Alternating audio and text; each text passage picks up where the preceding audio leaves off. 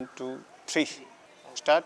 ओम नमो नारायण। जैसा कि आप सबको पता है, महाराणा प्रताप जयंती आ रही है। ये जो महाराणा प्रताप जयंती, इसमें वास्तव में हमको एक चीज़ देखने के लायक है, और वो ये है कि हम महाराणा प्रताप की जय जयकार तो करें, लेकिन उस जय जयकार के साथ साथ महाराणा प्रताप के जीवन काल से कुछ सीखें। महाराणा प्रताप की जीवनी हमें बताती है कि मनुष्य का जीवन किस प्रकार होना है।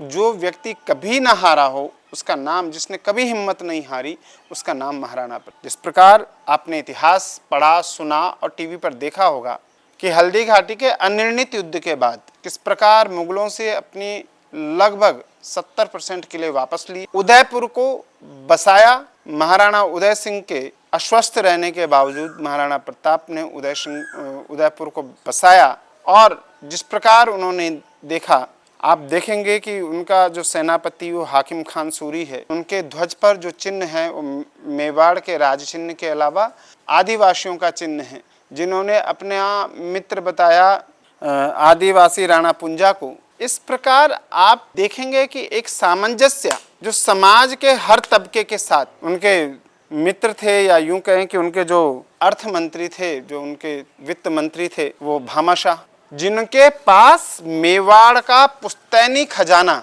सुरक्षित था, संरक्षित था, और जिन्होंने समय आने पर वो सारा का सारा खजाना अपनी संपत्ति समेत, अपने द्वारा कमाए गए धन समेत महाराणा प्रताप के चरणों में रख। महाराणा प्रताप ने कभी भी अपने स्वाभिमान से समझौता नहीं किया। उनके बारे में किंवदंती है कि उन्होंने घास की रोटी खाना लेकिन सिर झुकाना मंजूर नहीं किया, और उसी का परिणाम है आज इतिहास की पुस्तकों में अकबर को महान बताया जाता।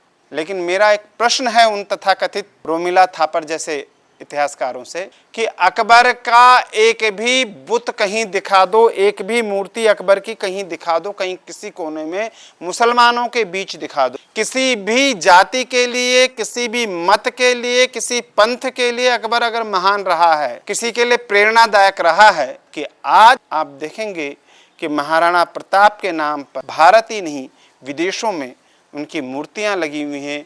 उनके नाम चौक, चौराहों और सड़कों के नाम हैं महाराणा प्रताप। जब तक ये धरती रहेगी, जब तक सूर्य और चंद्रमा रहेगा, तब तक हमारे हृदय में महाराणा प्रताप जीवित रहेंगे। लेकिन फिर कहूँगा कि महाराणा प्रताप की जयंती यदि आप वास्तव में मनाना चाहते हैं, तो अपने सामाजिक सरोकार को बढ़ाइए और अपने हृदय की दरिद्रता को हटा करके हृदय से अमीर बनी। जिस प्रकार महाराणा प्रताप ने सभी जातियों और सभी धर्मों के लोगों के बीच जा करके और उनके अंदर राष्ट्र प्रेम का एक जज्बा कायम किया, वैसा ही राष्ट्र प्रेम का जज्बा हमारे अंदर होना चाहिए।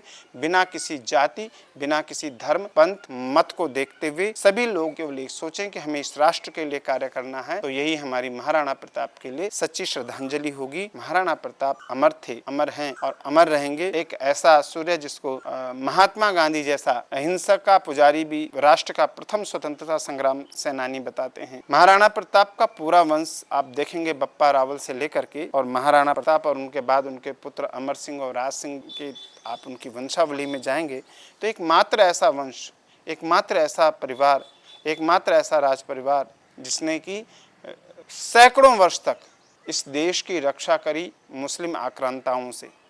आज महाराणा प्रताप की वही छवि हमारे बीच में है। हमें पुनः राष्ट्र के लिए यही हमारी प्रेरणा हो कि राष्ट्र के प्रति उनका जो भाव था वह भाव हमारा भी बने, और ऐसे हम समस्त मत, जातियों और पंथ पैगंबरों से आगे आकर राष्ट्र का हित सोचें। जैसे उन्होंने हाकिम खान सूरी को अपना सेनापति बनाया, जैसे उन्होंने अपना खजांची बनाया भामाशाह को, जैसे उन्होंने आदिवासियों को साथ लेकर के अपने विभिन्न युद्ध लड़े, आदिवासियों के चिन्ह को अपने ध्वज में स्थान दिया। निश्चित तौर पर मेवाड़ की धरा महान है, निश्चित तौर पर कुंभलगढ़ का वो किला महान है जहां महाराणा प्रताप का जन्म हुआ। निश्चित तौर पर हल्दी घाटी की वो मिट्टी धन्य है जहां महाराणा प्रताप का रक्त बहा, और उसके अनिर्णित निर्णय के बाद, उस अनिर्णित युद्ध के बाद जिस प्रकार उन्होंने अपने समस्त किलों को वापस लिया, वो वास्तव में एक महान कार्य था। महाराणा प्रताप हमेशा हमारे हृदय में इसी प्रकार जीवित रहें। ओम नमो नारायण।